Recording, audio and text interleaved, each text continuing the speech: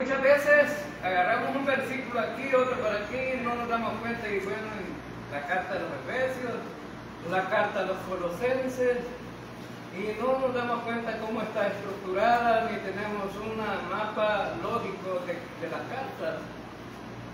Y el Señor nos escribió 6 capítulos a través del Espíritu Santo. El apóstol Pablo escribió una carta maravillosa, donde nos dice que la salvación es por obras o por gracia. Por gracia. Y dice que los que somos salvos tenemos todas las bendiciones espirituales en el capítulo 1. Y en el capítulo 2 nos ha dicho que la salvación es por gracia. Y nos ha dicho también cuál era el plan de Dios: constituir una iglesia de judíos como gentiles. Es decir, ese era el propósito de Dios, edificando la iglesia a través de 2 grupos que no se llevaban entre sí, eran enemigos, los gentiles y los judíos. Sobre todo los judíos eran racistas, ¿no? Y pues ellos tenían el propósito de nunca aceptar a los gentiles. Pero qué maravilloso que el apóstol Pablo ahora dice: de estos enemigos voy a hacer una sola iglesia. Y en el capítulo 4 nos dice que el Señor nombró a un grupo de personas muy especiales, dedicadas al servicio del Señor, para que edificaran la iglesia. Tomó la figura de construcción de un edificio, ¿no? La iglesia se va edificando como un edificio. Y nombró apóstoles y profetas, nombró evangelistas, pastores y maestros para edificar la iglesia. Y la edificación de la iglesia es a través de la palabra de Dios. No hay otra manera. Cuando estamos edificando la iglesia, lo estamos haciendo con la palabra de Dios. Estamos construyendo en la vida de las personas valores, principios. Y para nosotros tener también una visión de lo que Dios quiere en la vida de cada creyente. En el capítulo 5, capítulo 4 y 5 nos mostró también cuál debe de ser nuestra conducta para dar testimonio y ser luz entre las naciones en medio de las tinieblas. Y nos ha dicho que imitemos a Dios. Hermanos, imitar a Dios es un desafío tremendo, ¿no? Imiten a Dios. Y Dios no va a hacer nada que sea malo, solo va a hacer cosas buenas. Imitar a Dios significa entonces ser creyentes que hagan cosas buenas, no que hagan cosas malas. Pero la mayoría de creyentes toma las 2 opciones. Una, de ser lleno del Espíritu Santo y agradar a Dios en todo. Pero hay creyentes que toman la decisión de vivir en la carne y andan como la pipiripao que cantan en la radio, ¿verdad? Tiento aquí, tiento allá, ¿verdad? Y por ratos me caigo del árbol como que fuera un zapote. No estoy caído, dicen algunos, ¿verdad? Pero eso no es correcto. El creyente debería tener el concepto de que desde el momento en que nació de nuevo, ahora es otro camino, otro rumbo. Ya no el tiempo pasado en Adán, ahora estamos en Cristo. Y en Cristo las cosas son nuevas, las cosas viejas pasaron. Y llegamos al momento en el capítulo 6 que el apóstol Pablo termina diciendo, ¿no?, cómo deben de vivir la familia. Bueno, en el capítulo 5 al final y el primeros versículos del capítulo 6 nos dice cómo debemos de vivir como familia. A través del Espíritu Santo, los esposos amando a sus esposas y las esposas sometiéndose a sus esposos, los hijos obedeciendo a los padres y los empleados obedeciendo a los patrones, y los patrones siendo también responsables con sus empleados. Y después de esto dice, bueno, tenemos una guerra espiritual. Y la guerra espiritual la vivimos todos los días. Los creyentes debemos de silla que muchas veces los predicadores le ponen encima a los creyentes de que desde que es salvo ya va a vivir una vida feliz. No, Jesús fue bien claro, ¿verdad? No engañaba a nadie. Él dice, en el mundo tendréis aflicción. Y hay que tener presente esto, que estamos en una guerra espiritual todos los días, cada creyente. Y por eso Él dijo, pónganse la armadura de Dios. Es decir, un equipaje para el creyente ha dejado el Señor, tomando la figura de un equipaje de un soldado romano. Y Él dice, bueno, necesitan ponerse toda la armadura de Dios, no una parte. Con una parte no hacemos nada, tiene que ser todas.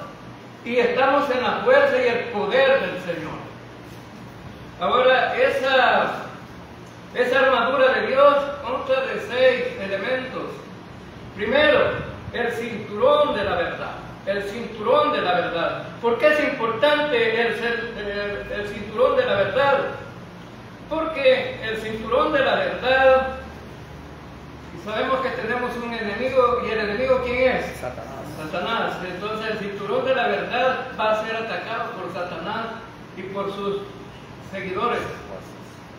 Y el cinturón de la verdad, bueno, es atacado todos los días, en la radio, en la televisión, en las predicaciones de aquellos mal llamados cristianos o apóstoles y profetas de mentiras, porque no han sido nombrados. Ahora, entonces la verdad es atacada. ¿Y cuál es el propósito del cinturón de la verdad? Es precisamente que si Satanás te ataca, te va a llevar a la incredulidad, a la desobediencia. Entonces, necesitas tener claro cuál es la verdad. ¿Quién dijo que era la verdad? Jesucristo dijo, yo soy la verdad. ¿Quién es más la verdad? La palabra de Dios es la verdad. Y tenemos que tener clara la palabra de Dios. Ahora, Adán y Eva fue atacado allá en el jardín del Edén con la mentira. Lo contrario a la verdad es la mentira. Entonces, la mentira siempre va a atacar a los creyentes con falsas enseñanzas, con falsas doctrinas. Te va a atacar todos los días. Adán y a Eva le dijo Satanás, le dijo, con que Dios ha dicho de este árbol no vas a comer. No, dijo a Eva, Él dijo que podíamos comer de todo, solo de uno, del bien y del mal no vamos a comer, porque el día que de él comamos ciertamente moriremos. Y Satanás le dice, es mentira, Dios, no vas a morir. Dios lo que no quiere es que seas igual a Él, sabiendo las cosas y teniendo el poder que Él tiene. Entonces fueron atacados con una mentira y ellos desobedecieron, y ahora nosotros venimos arrastrando esa cuestión de Adán y Eva, ¿no? Todas las generaciones de ir para acá.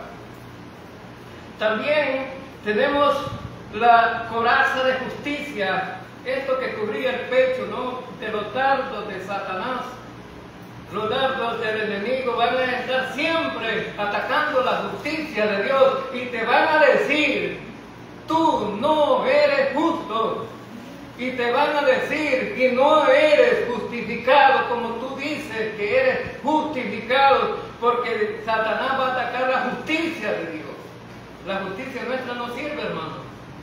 Todas las cosas buenas que nosotros podemos hacer, dice en Isaías 64, versículo 6, que son como trapos de inmundicia, la justicia nuestra. Pero Satanás te dice, mira, no hagas caso de los predicadores que prediquen la gracia de Dios, porque te van a engañar. Y ellos dicen, la salvación es a través de las obras, no solamente a través de la gracia de Dios. Y te están atacando con una mentira ahí también. Y están atacando la justicia de Dios, porque el Satanás va a usar el legalismo para hacerte creer que la salvación no solamente es por la justificación de Cristo. La justificación significa que Cristo te declara justificado por lo que Él hizo en la cruz del Calvario, por la sangre derramada en la cruz del Calvario. Ahora, el legalismo significa que la ley es necesaria para salvarte, y así predican los llamados estos calvinistas. Y los tenemos ahí en San Miguel, en abundancia ya. Los calvinistas te dicen, no es cierto, la ley es necesaria para salvarse. Ahora, hermano, le voy a decir, ¿Abraham fue justificado solamente por la fe o por las obras? Por la fe. No había ley. ¿David fue justificado por la fe o por las obras? Había ley, pero fue justificado por la fe. Es que a través de todo el Antiguo Testamento y el Nuevo Testamento, la salvación es por la gracia, por medio de la fe. No hay otra manera de salvarse. Y los calvinistas atacan la justificación, diciendo que, bueno, es más, ellos dicen, la salvación ahora, dice, es a través de la fe. Pero también ellos están predicando un mensaje que se llama la perseverancia de los santos. Y en la perseverancia de los santos ellos dicen que en la tribulación la gente se va a salvar a través de las obras, de lo que ellos hagan. Pero la Biblia dice que no. Allí también será la justificación por la fe, porque en Apocalipsis 7:14 dice, y yo le dije, Señor, tú lo sabes. Y Él me dijo, estos son los que han salido de la gran tribulación y han lavado sus ropas y la han blanqueado en la sangre del Cordero. ¿Cómo fueron salvos estos, hermanos? Con la sangre del Cordero, con la sangre de Cristo. Y eso que se llama entonces, pues, el Evangelio. Ser salvo a través de la sangre de Cristo es creer que Cristo murió por nuestros pecados, fue sepultado y resucitó al tercer día. Y en el versículo 10 de ese capítulo dice que clamaban a gran voz diciendo, la salvación pertenece a nuestro Dios que está sentado en el trono del Cordero. ¿A quién le pertenece la salvación? A Dios y a Cristo. Entonces no es por obras, ellos son los que salvan. Ahora, el calzado del Evangelio de la paz. Satanás va a atacar el Evangelio de la paz. Es decir, ese Evangelio que ustedes están predicando no sirve. Ahora necesitamos una nueva unción. Ahora el nuevo Evangelio. El Evangelio es que tú puedes prosperar económicamente, puedes tener carro nuevo, casa nueva. Ese es el Evangelio, pero regularmente la gente se lo cree. Pero el Evangelio que nosotros tenemos es el Evangelio de la paz. El Evangelio es precisamente que Dios, a través del sacrificio de Cristo, hizo la paz con los hombres que estaban descarriados, se habían perdido.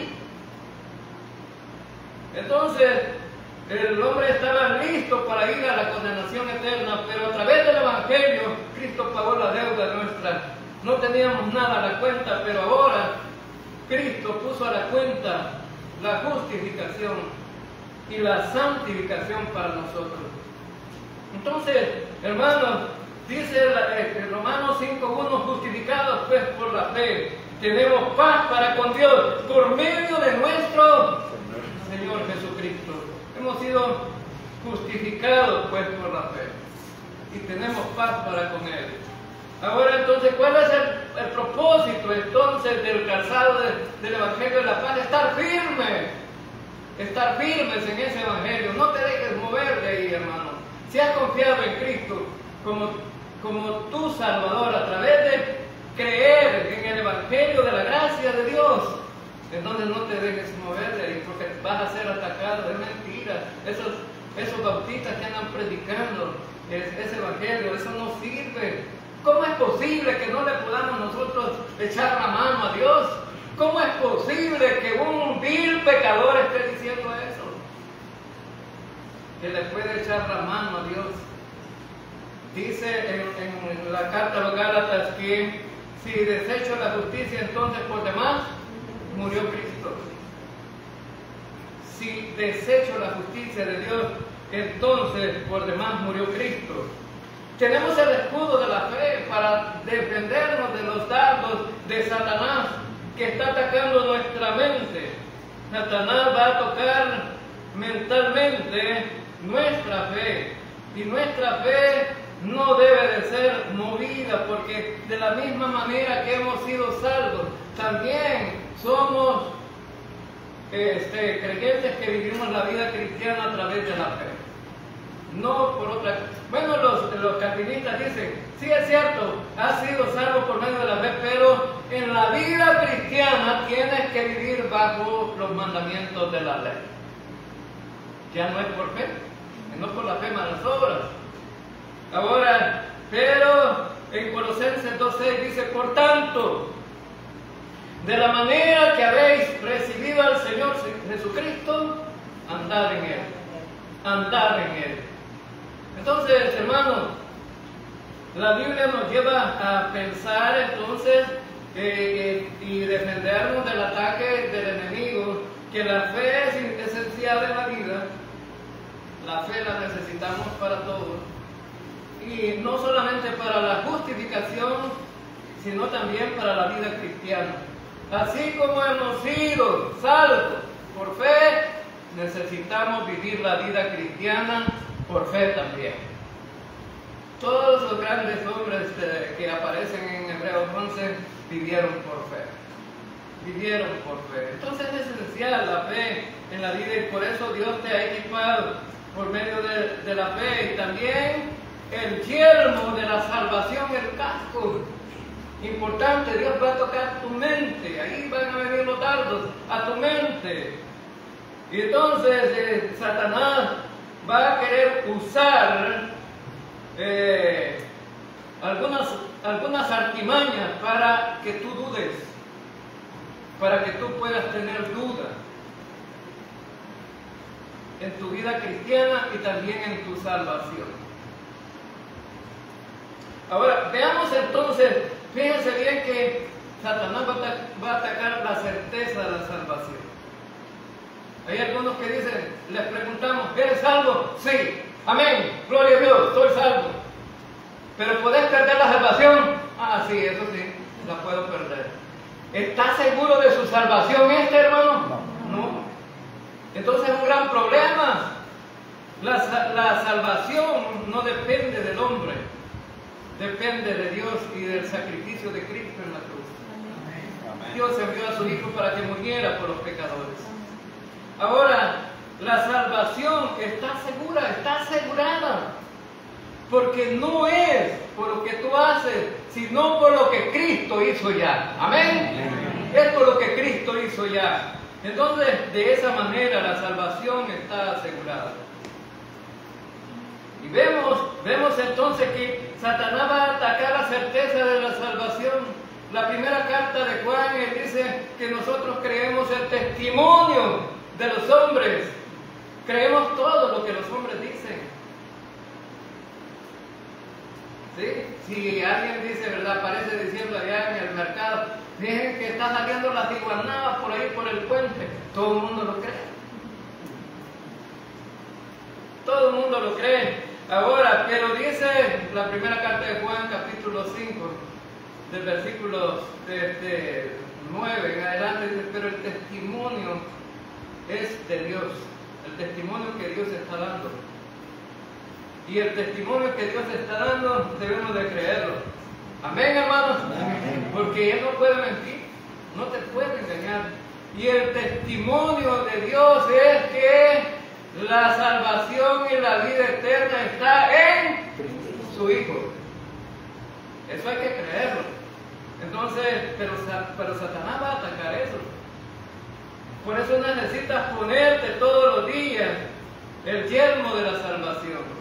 Ahora, y entonces debemos de concluir entonces nosotros que el yelmo pues es la certeza de que, bueno, nuestra salvación está segura. Los que dudan de su salvación es porque ellos miran su vida práctica y su testimonio personal y no miran lo que Cristo hizo. Ese es el problema. Hay una gran diferencia Cuando tenemos la certeza de la salvación es que nosotros miramos a Cristo, lo que Él hizo en la cruz por nosotros. Pero cuando hay dudas de la salvación es porque nosotros nos miramos a nosotros mismos. Hermanos, todos los que somos salvos siempre hemos fallado en la vida práctica. Amén, hermanos. Pues díganme cuántos santos hay aquí. Levanta la mano a los santos de aquí, que no han pecado después de la salvación. Todos hemos pecado. ¿Los pastores pecan, hermanos? Sí. Somos grandes pecadores también, pero justificados con la sangre de Cristo. Ahora, bien, entonces, pero hay pastores que le dicen a la congregación: yo soy santo varón. No he fallado desde que me salvé. Es una gran mentira. Las cacerolas de llegar a la cocina de la señora, cuando están todas apachadas, algo ha pasado, hermano. Ahora, entonces, vemos también que tenemos la espada del Espíritu, que es la palabra de Dios. Satanás va a hacerte dudar en la palabra. Dice Ronnie Chávez: ahora ya no necesitamos leer la Biblia, necesitamos una nueva unción, no de la palabra ya no sirve, no debemos de leerla. Gran mentirota que se estaba echando ahí los demás hermanos, aplaudiendo, dándole gloria a Dios. ¡Qué barbaridad! La palabra de Dios es eterna, hermano. Y está, las ha dado Dios para siempre.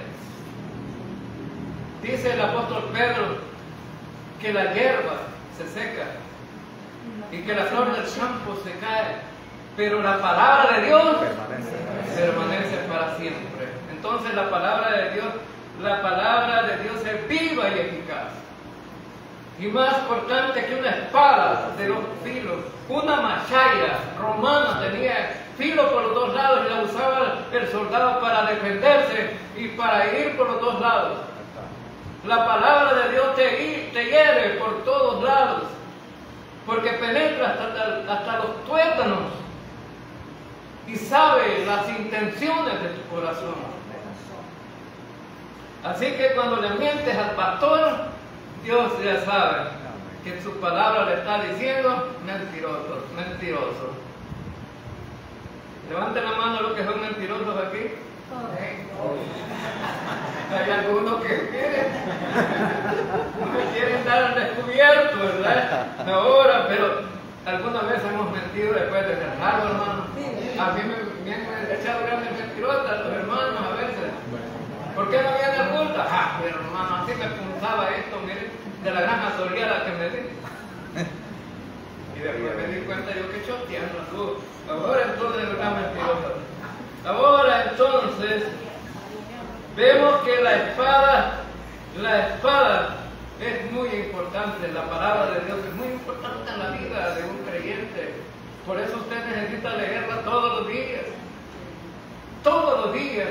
Hay quienes que solo el domingo la desempolvan y la traen. Bueno, y ahora ya ni la Biblia de papel, ¿verdad? Y no que los celulares. Gracias a Dios que eso no es en polvo, porque todos los días le damos.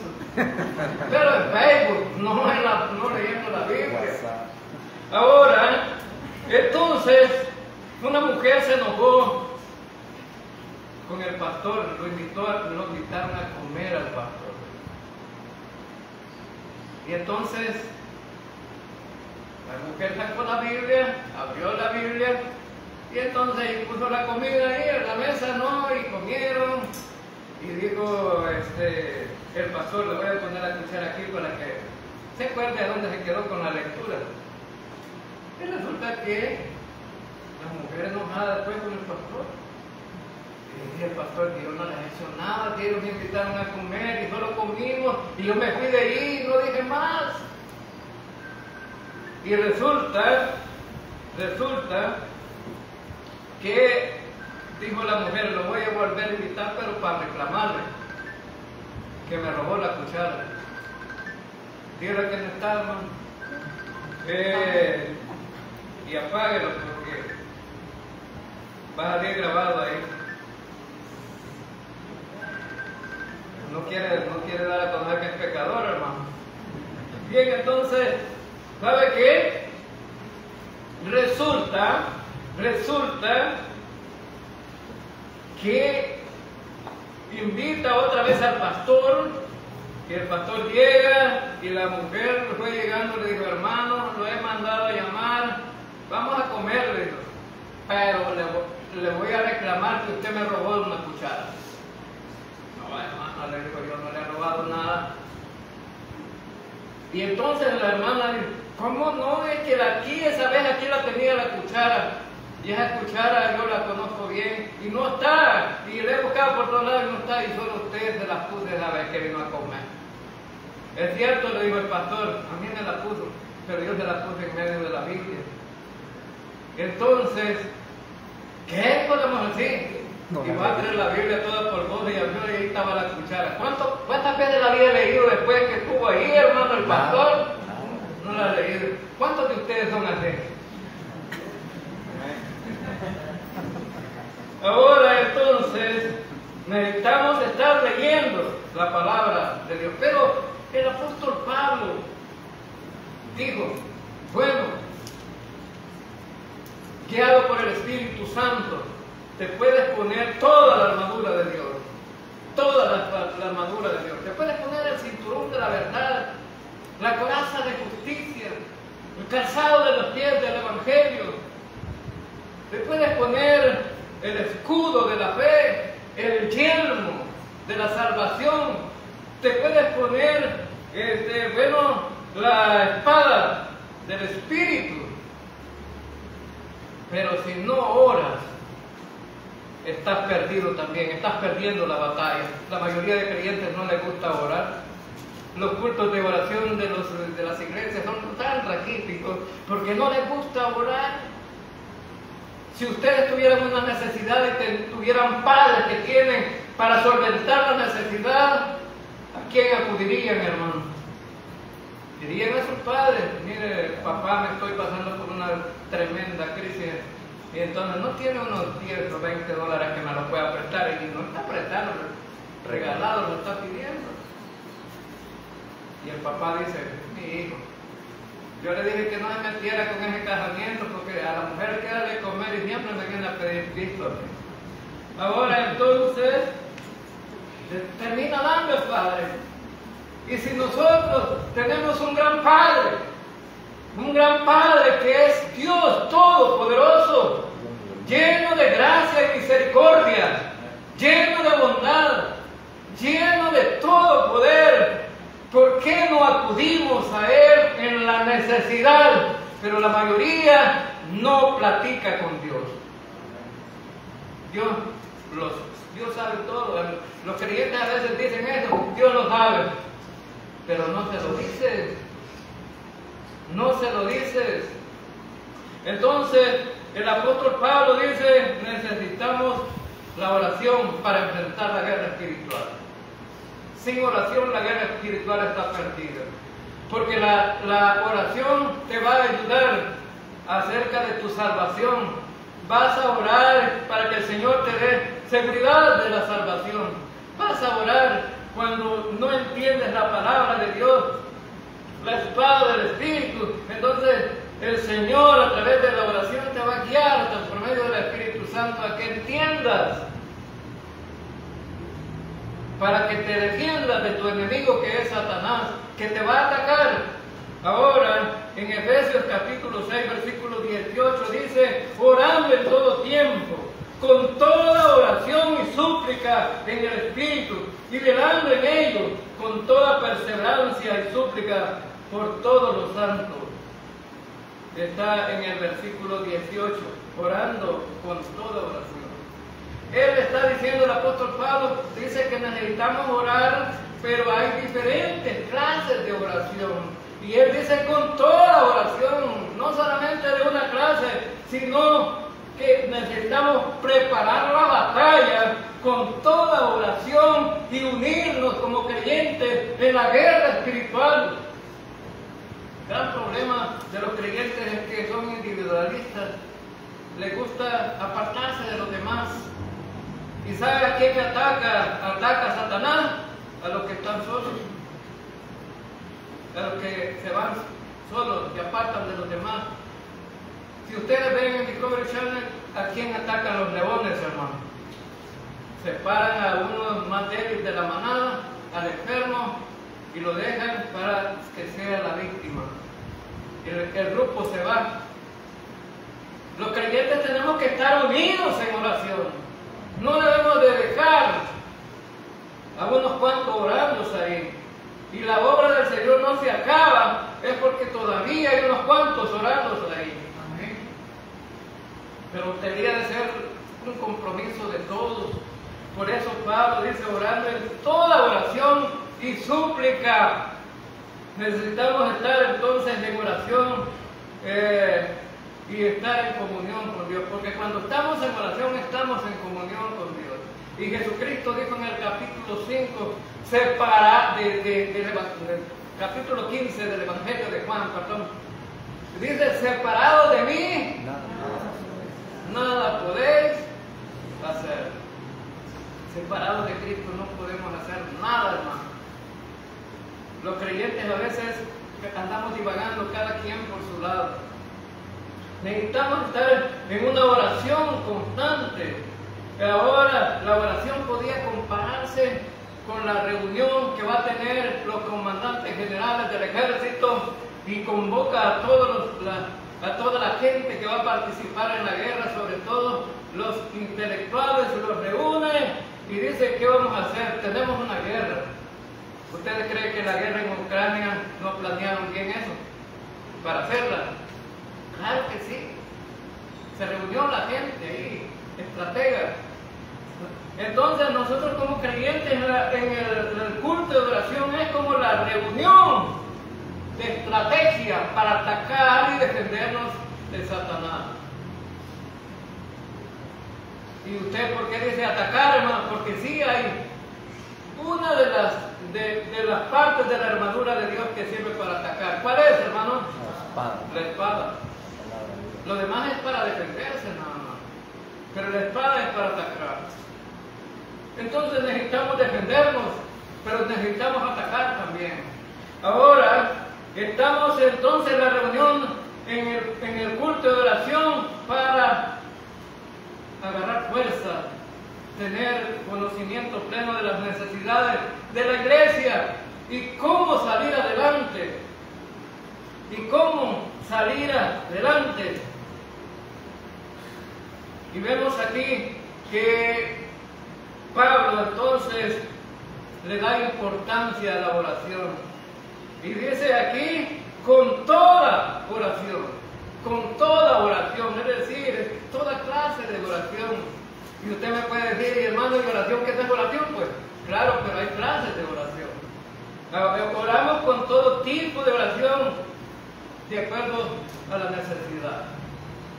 Por ejemplo, si estamos alegres, ¿cuál va a ser la oración, hermano? Si estamos alegres, Acción de gracias. oración de acción de gracia. Como hoy, esta mañana, tenemos una acción de gracia por 6 personas que decidieron estudiar la palabra y salir hasta el final como maestros de Biblia. Ahora entonces vemos que la oración de acción de gracias es una clase, un tipo de oración. Entonces vemos que tenemos también oraciones para los enfermos, la oración de fe. ¿Y cuál es la oración de fe? Bueno, Santiago dice: la oración de fe salvará al enfermo y el Señor lo levantará. ¿Es poderoso el Señor para levantar a los enfermos, hermano? Claro que sí. Usted no lo puede levantar, es el Señor, porque el Señor es el Todopoderoso. Pastor, voy a orar por mi enfermo que tengo en la casa. Usted puede orar también. Si el Señor contesta la oración de todos. Y piensan que la oración del pastor tiene como magia, ¿verdad? No, el pastor puede orar igual que usted. ¿Sí? Un pastor puso a orar a un niño a la hora de acción de gracia en la comida. Y había un invitado, había llegado ahí, y le dieron de comer, y dice, vaya, le dijo el pastor al niño, a su hijo, va a orar por los alimentos. No, papá, le digo, ¿y cómo? Yo no quiero orar, no puedo. ¿Cómo no? Así como lo hacemos siempre, le dijo, así como lo hacemos siempre, así vas a orar. Y el niño dijo, Señor, no te doy gracias este día.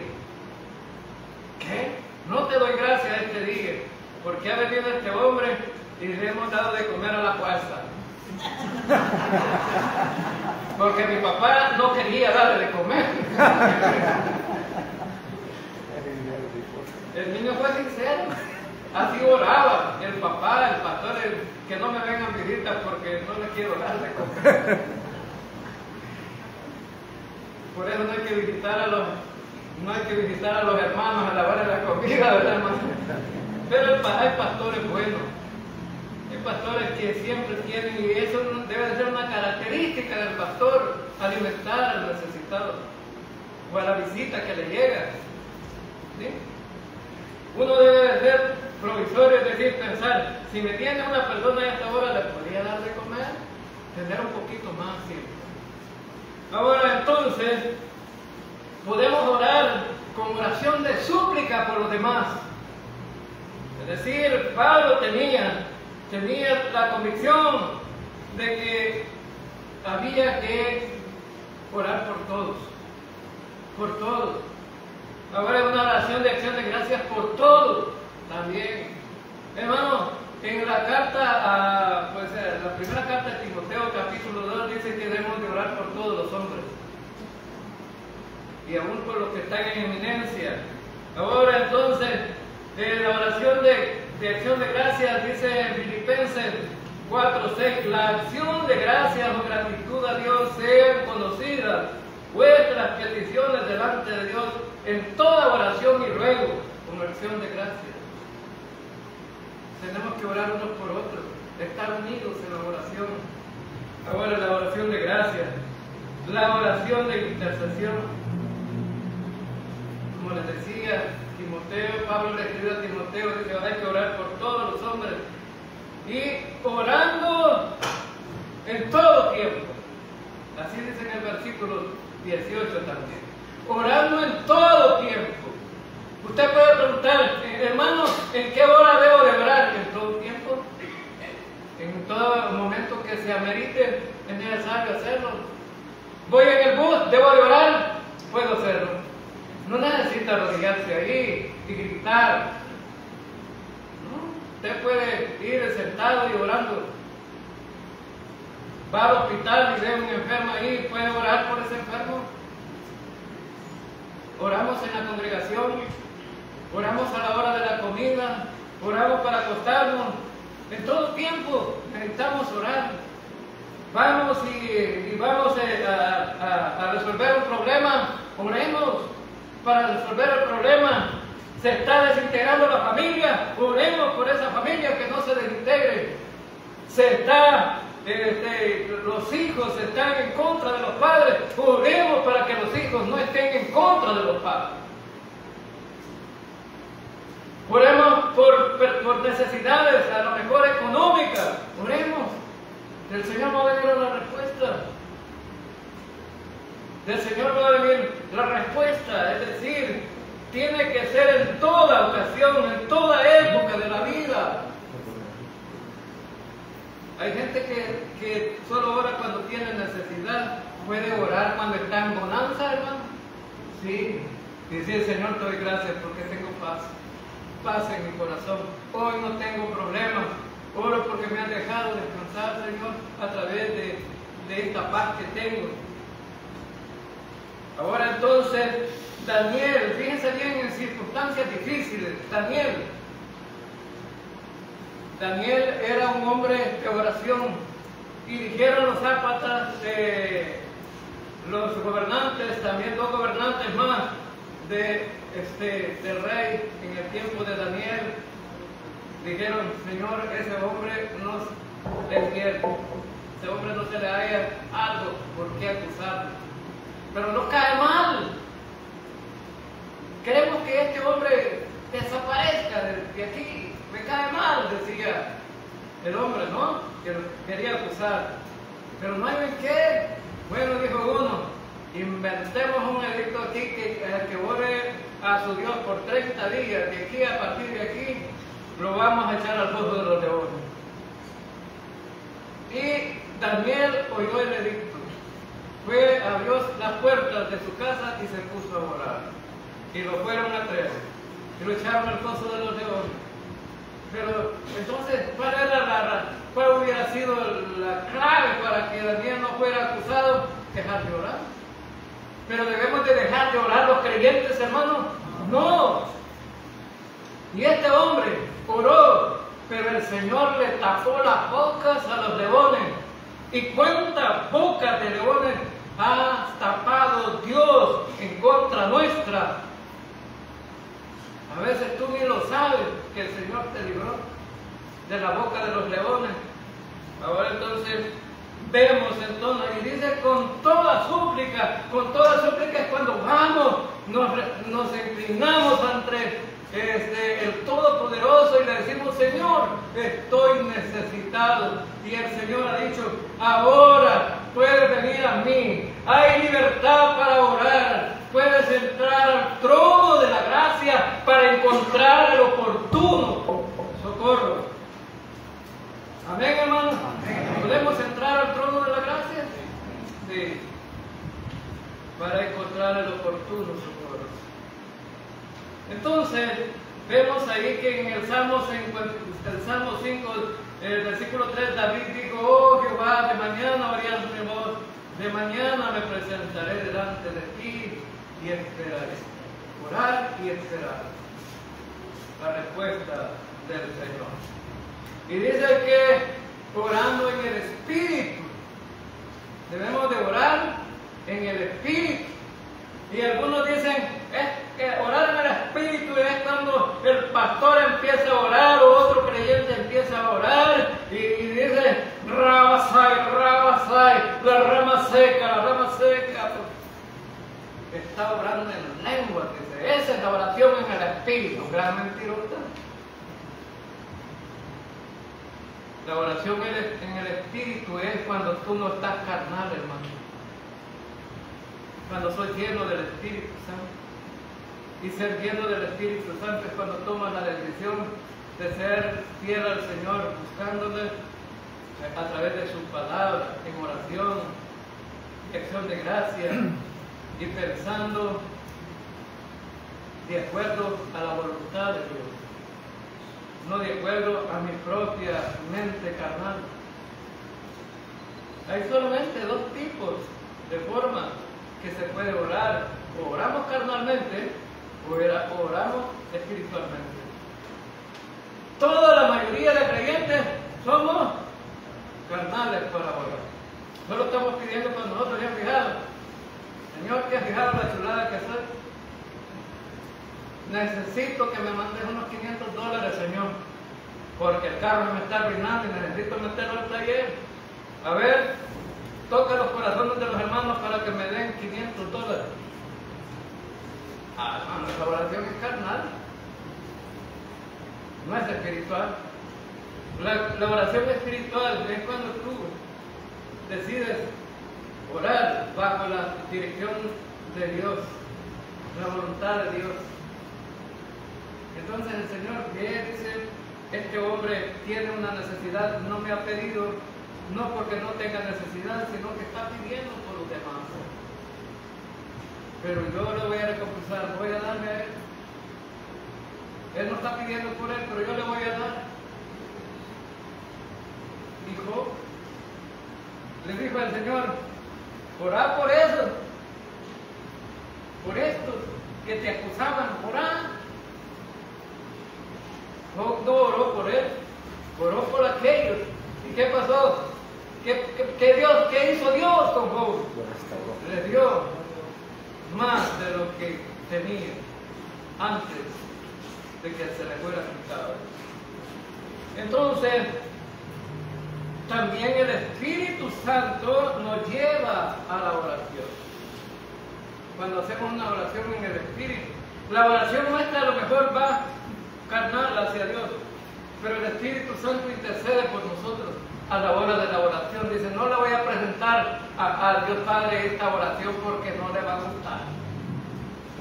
La voy a presentar al gusto de Dios. Y el Espíritu Santo dice en el Romanos 8, 26 y 27, dice, y de igual manera el Espíritu nos ayuda en nuestra debilidad, pues como hemos de pedir como conviene no lo sabemos. Pero el Espíritu mismo intercede por nosotros con gemidos invisibles. Mas el que escudriña los corazones sabe cuál es la intención del Espíritu, porque conforme a la voluntad de Dios intercede. Conforme a la voluntad de Dios intercede. Es decir, nosotros presentamos la petición, pero el Espíritu Santo es como el filtro, pasa la oración por el Espíritu Santo y dice, le quito esto porque Dios no es la voluntad de Dios. Y dice que Pablo, si nosotros no sabemos ni pedir, ahora dice que el Espíritu mismo intercede por nosotros con gemidos indecibles. Ese es algo que no se puede decir. Mas el que escudriña los corazones, que es Dios escudriña los corazones, sabe cuál es la intención del Espíritu. Entonces el Espíritu la presenta la oración de acuerdo a su voluntad, porque conforme a la voluntad de Dios intercede. Qué maravilloso, ¿no? Que ni aún así nos deja quedar mal el Señor con nuestra petición. Y dice, velando en ello. Sería completamente ilógico estar vestido para la guerra con toda la armadura de Dios y luego no permanecer en la oración. Velando en ello significa ser constante en toda perseverancia en la oración. Significa ser persistentes y nunca rendirnos en nuestra vida de oración. Ahora, siempre debemos de luchar hasta el final por medio de la oración. Satanás no quiere que ores. Satanás no le gusta que ores. No le va a gustar, pero necesitamos orar. Ahora, entonces, y orando por todos los santos, por todos los creyentes. Ahora veamos entonces que en el versículo 19 también dice Pablo, y por mí. Pablo no le importa pedir en oración por sí mismo. Y por mí, a fin de que al abrir mi boca no sea dada palabra, me sea dada palabra para dar a conocer con denuedo el misterio del Evangelio. Pablo quería que oraran por él. Hay gente que no le gusta que oren por ellos. No van a decir que esto que soy débil. ¿Tenía miedo Pablo? Sí, tenía miedo. ¿Era miedoso Pablo? También. ¿Y somos miedosos nosotros? También. Pablo era igual a nosotros. Entonces, necesitaba oración. ¿Para qué? Para hablar con denuedo la palabra. Para hablar con valor la palabra del Evangelio, el mensaje que él iba a predicar. ¿Y cuál era el mensaje de Pablo, hermano?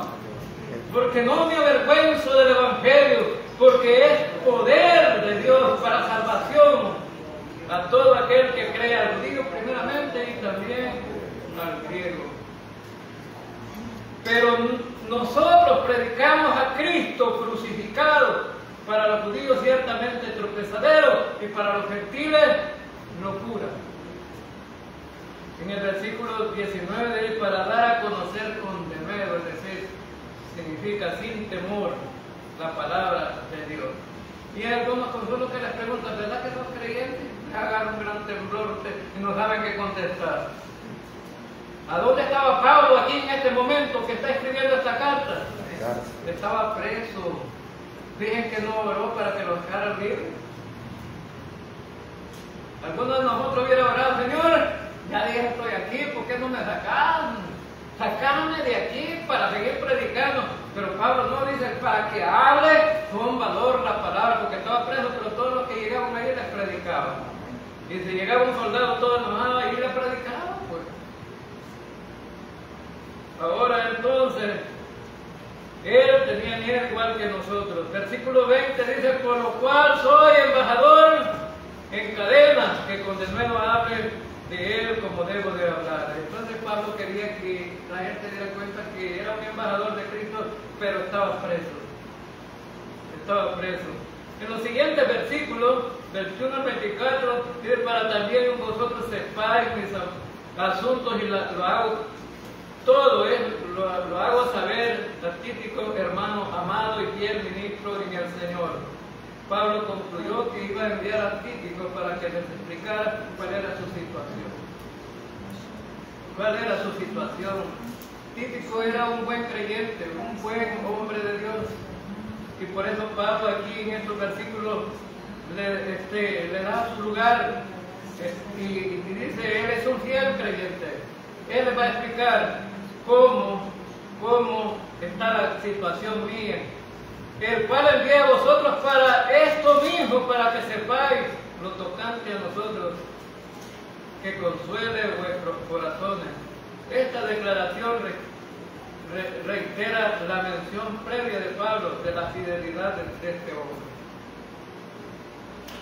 Bien, entonces vemos aquí prácticamente que la carta ha concluido. Hay algunas cositas más ahí, un saludo, ¿verdad?, de despedida en la carta, donde habla de la paz y del amor. Siempre Pablo termina las oraciones así. Le damos gracias entonces al Rey de Reyes y Señor de Señores, porque fue escrita esta carta y nos damos cuenta lo maravillosa que es. Amén, hermanos. Amén. Bueno, que cada uno de ustedes se ponga la armadura de Dios todos los días y que no deje de orar. Y por mí también, como pastor aquí en esta iglesia, oren por mí, hermano, porque necesitamos oración de todos. Amén. Amantísimo Padre Celestial.